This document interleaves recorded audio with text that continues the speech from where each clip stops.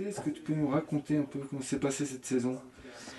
Ben, c'était une première saison au refuge du goûter, donc c'est une saison d'adaptation par rapport à plein de choses. Il a fallu adapter les méthodes de travail à ce refuge, se faire au système de réservation, aux gens qui n'ont pas réservé, enfin à toutes les particularités du refuge et de cette voie du Mont Blanc. Voilà, c'était une saison d'adaptation, on peut dire ça comme ça. Et au niveau de la fréquentation, ça a donné quoi cette année alors? Au niveau de la fréquentation, je pense que on va arriver à 5000 nuitées. 5000 nuitées clients, et puis après il y a aussi les ouvriers qui doivent représenter environ 1000 nuitées sur la saison. C'est inférieur à la moyenne des autres années. Bon, la météo n'a pas été très favorable cette année. Il y a eu aussi des places en moins par rapport au chantier. Il y a le train qui n'a pas fonctionné jusqu'au Nid d'Aigle pendant une bonne partie de la saison.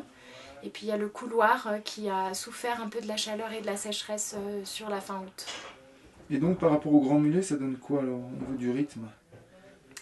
C'est très différent par rapport au Grand Mulet parce que la fréquentation est complètement différente et la clientèle aussi est différente. Au Grand Mulet, on a plus des moments de calme. Le refuge du goûter, je pense que si on voulait travailler 24 heures sur 24, on pourrait le faire. Et donc vous êtes adapté, vous faisiez 15 jours, ça? Voilà, en fait avec Thomas, on a choisi de travailler en alternance ici. On a fait soit 10 jours, soit 15 jours. 15 jours en haut, 15 jours en bas.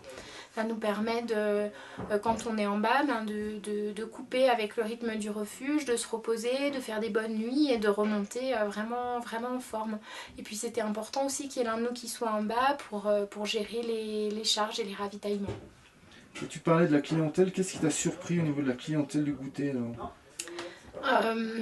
Déjà c'est différent parce qu'au Grand Mulet c'est une clientèle de ski de randonnée, là c'est une clientèle d'alpinisme, donc je pense que c'est vraiment, vraiment différent.